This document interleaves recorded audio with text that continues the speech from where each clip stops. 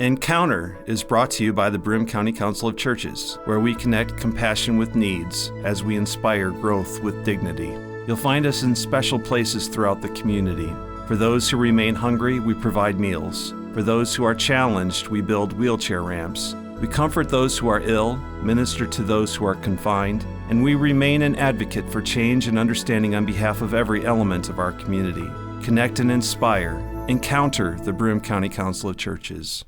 Welcome to the Encounter program. I'm this Reverend Rachel Helgeson, the pastor at Northminster Presbyterian Church in Enwell, New York. And today I am really grateful that I have an old friend to be able to talk to, Calida Jones, who I want to make sure I get her title correctly, Director of Engagement at the Hart School. Hart School is the music school in Connecticut, and she also is a consultant at C&J Consultants. So Calida, I'm really grateful that you're able to be here today with me. And what we're going to be talking about is music, faith, and race. And you and I know each other from our music days, but we've lived life in between, you know, as we've been saying, but living life in between, there's still some things that are the same, even if our schools have gone different directions. Yes, and yes. So I'm just wondering, how have you embraced who you are as a musician, as a violinist, as someone who has been living in and teaching other people about music, but who you are fully embodied as the image of God? Yeah. Well, first, thank you so much for reaching out and asking me to share a little bit today with your parishioners and all of the listeners there. You know, it's funny because I've been a musician by like through childhood. Like I started playing the piano at very young, around 3.5, and then my dad, he did some pretty major sacrificing in order for me to start learning the violin. And the irony of all of this has all been deeply a part of me, my entire upbringing and my adulthood. But I didn't fully embrace who I was until probably about 3 or 4 years ago, which is crazy because I am in my late 30s, and that's a lot of time to not know or feel comfortable with who you are as a person, as a Black woman, as someone who has been given the privilege and gift of learning how to lead and how to follow and how to listen. You know, I made conscious decisions a lot of times over the last several decades to suppress a lot of who I was in order to protect myself from other people's judgments, opinions, and ideas. So it really wasn't until my mom started getting really, really sick, and then she passed away in 2013, July 14th. So very recent, about 7 years ago, that I started peeling back some of those layers of suppression and really working to liberate myself from caring so much about other people's opinions, thought processes, policies, etc. And so I'm still in that phase of peeling those layers back, of liberating myself, because you know, there's always those little demons that they're very busy. Right. That's so true. I think that's something everyone can relate to, is that we have these things that hold us back or we question. But I think as you and I have talked in other conversations, is that there's a whole nother level that has been part of your story, particularly. You and I met at Indiana University, Pennsylvania, and we were housemates, and I got to see at that time how much of a beautiful person you are inside and out, but also that there were things that you had to deal with that I didn't have to deal with, and we were classmates and going to the same place. How people treated you differently, being a woman of color, particularly playing the violin, which is, could talk about that. Yeah. That's the whole thing. Yeah, I mean, because for those of y'all who are maybe not as familiar, in the classical world, people of color are part of the classical world, but they are a vast minority. So Calida has bridged this gap into a couple different places, both in a small western town in western Pennsylvania, and then went to Connecticut, where she was a student and where she's working now at Hart School of Music, which also, if you know about Connecticut, being a person of color has some vast challenges as well. So Calida, is there anything you want to pick up on those? I mean, I just threw out like 1,000 things in one statement. Okay. So yes, you're like, so here's the pattern of everything.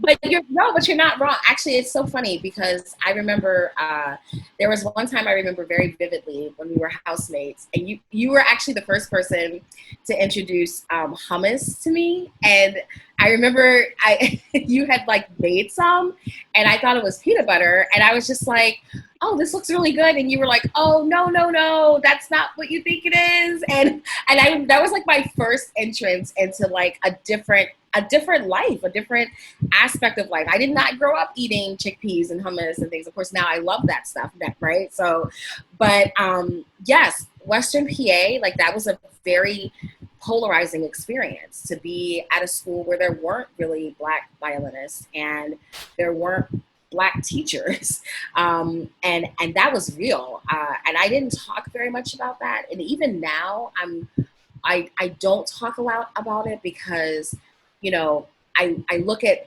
things now. That was back in 2003, 4-ish, and not much has changed. I don't know if the demographic makeup of faculty has shifted greatly, but I don't think so. I mean, I can speak directly at the Hart School, you know, which is also Hart carries music, theater, and dance. And they are making strides, but there's still so much work to do to eliminate the red tape in order for the access of the school to the community, and as well as having faculty that represents the community that the school is housed in. There's still a lot of work there that has to happen. And it's not just hiring people, it's also retaining them and developing a culture of visibility and amplification of marginalized voices.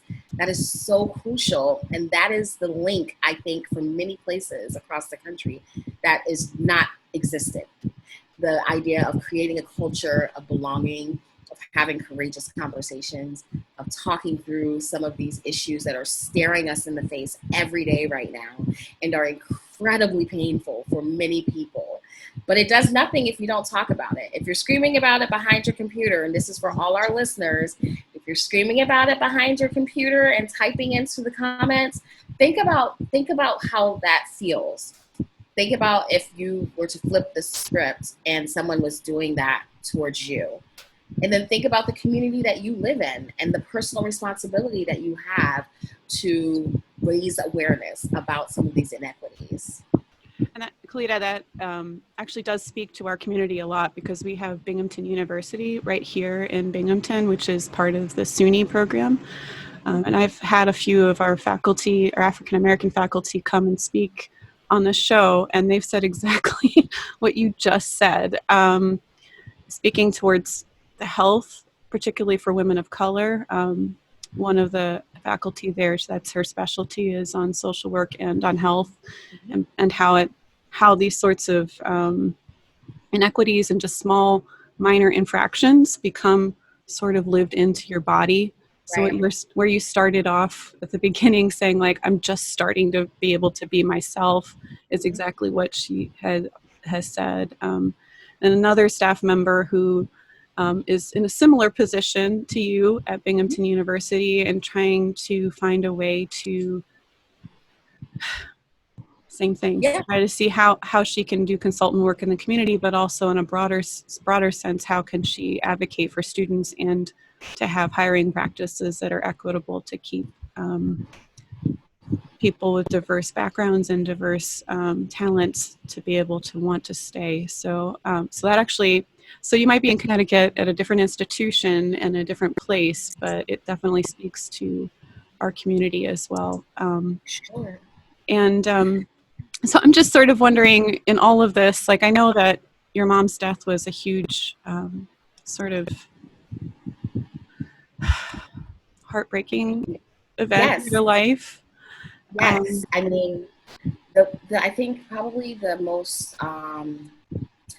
the the one thing I will say about my mom transitioning to her resting place is that there was time, which she didn't go suddenly. Like, she was a fighter, and so I'm grateful that I had that time with her, and it really allowed me to see her in a very different light, because she was so much more vulnerable, but it also gave me a deeper peek inside of her inner child, because all of us have a child inside of us, and everyone's is fragile, but hers was so extremely fragile just in general. And when I think back to the nights that I would sleep over at the hospice with her, like, there were things that happened that were crazy, as I was recognizing that she was making her transition.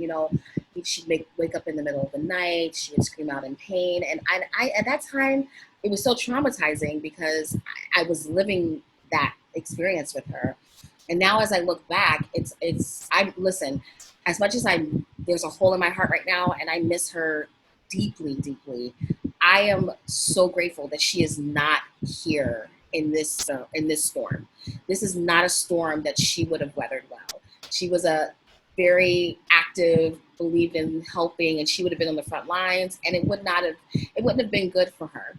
And so I'm glad that she's resting in his arms, because she don't need to be down here in this mess, okay? She don't need to be down here playing do with this foolishness. So this ain't it, okay? Low-key, sometimes I'm like, well, mommy, I mean, is there a spot for me? Can I come visit for a minute? So. Well, she's put a piece of herself in you, so I think she's not like totally devoid of that. Absolutely. But girl, she don't need to be down here for this nonsense. Oh no. Oh my Lord. So yeah, I mean, like, I will always carry that with me. She came here to Connecticut with me when I auditioned, when I moved, both her and my dad. And then she used to come and visit like once a year before she got sick. And that's what I really miss the most, is her coming here. And I know she's a part of me, and I know that there are things about me that are her directly. And the one thing that I know that I get from her is that tenacity, like that drive to never stop. And maybe that's a blessing and a curse, because recently, my boyfriend's like, you say yes to a lot of things, and you are just like packing it in back to back to back.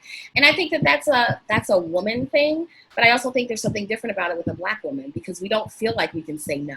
We don't feel like there's space in the world for us to say no. There's not space for us to show up in whatever we feel like wearing. We have to be on. We have to be polished. We have to be articulate. We have to write emails a certain way.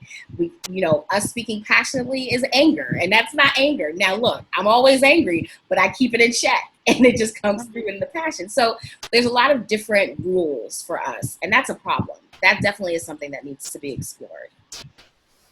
So friends, if you're just joining us, I'm Reverend Rachel Helgeson. I'm the pastor at Northminster Presbyterian Church in Enwell, New York, right outside of Binghamton.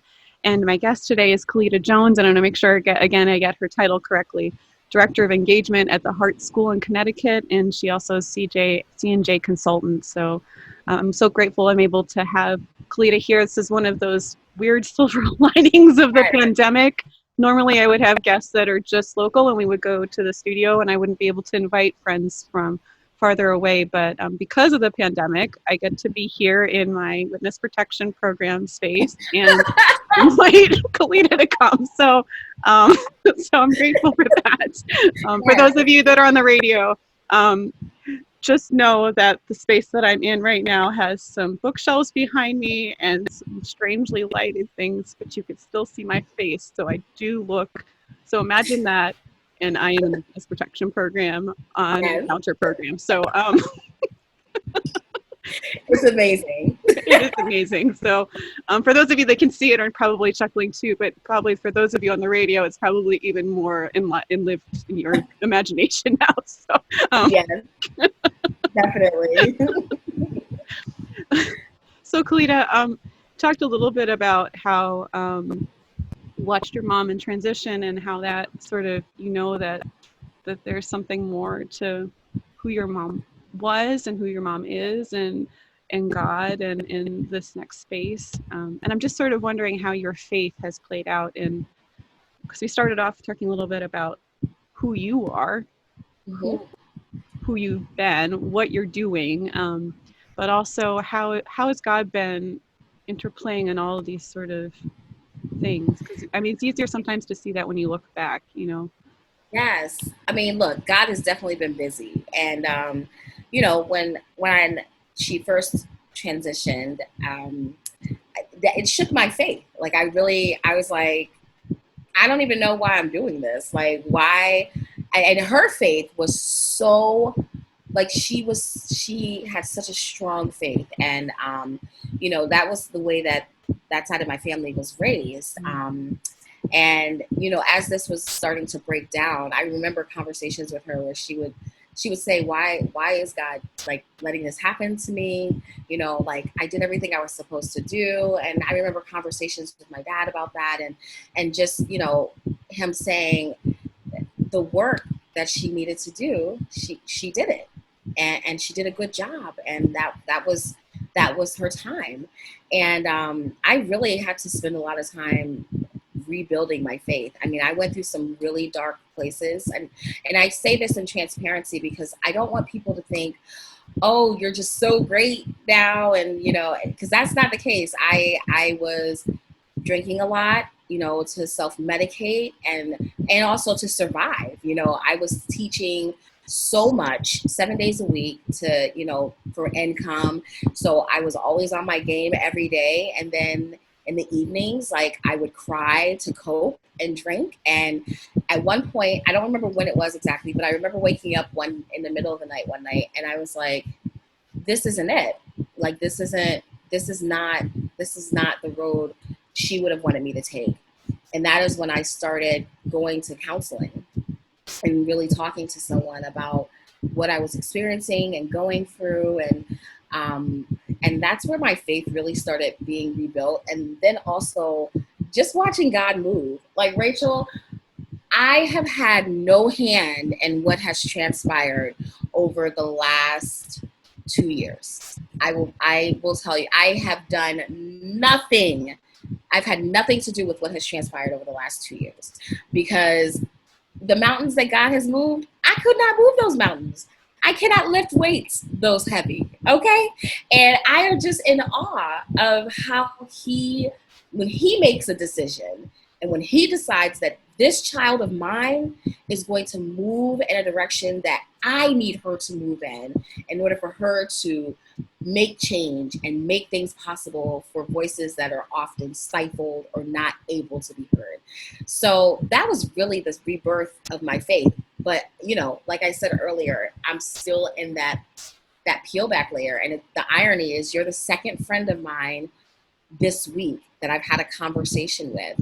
You were in my undergrad experience, and my other friend was in my graduate experience, and you both said similar things about how I was very covert, I very much suppressed who I really was, except for in certain instances.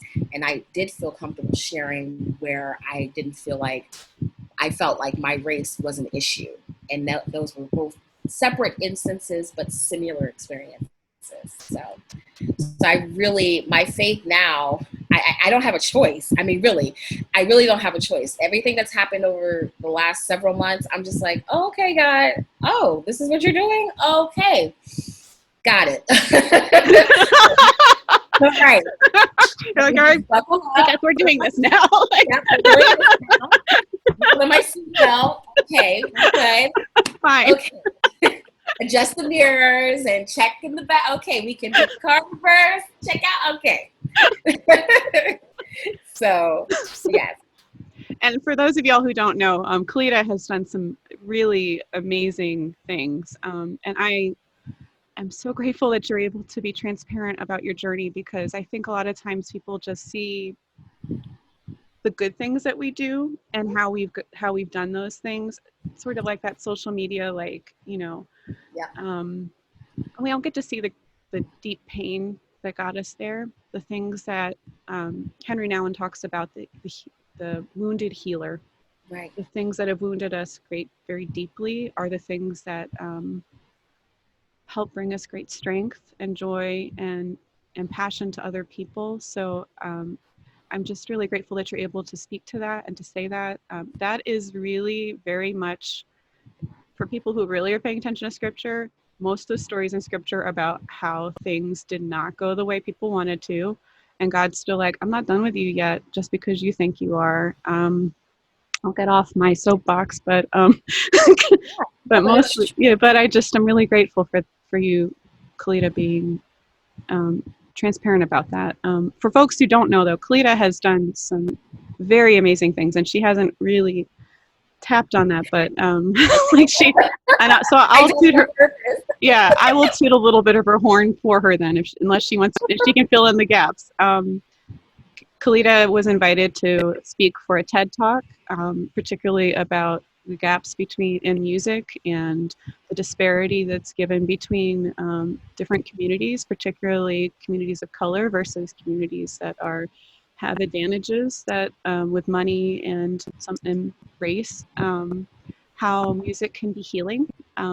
Calida has done a lot of work to make sure that students of color at every age and stage. She's now working at the Hart School, but she's done this from every age and stage up through graduate schools, from very little to like younger than my children's ages, 3 of 6, to all the way up through graduate school, to make sure that music is accessible. And so she has really taken that as a thing. So if you heard at the beginning of our time together how Calida was the only African-American woman in an undergraduate program, I can only think of one person that was a person of color, and she was sort of pushed out of the program to retire early to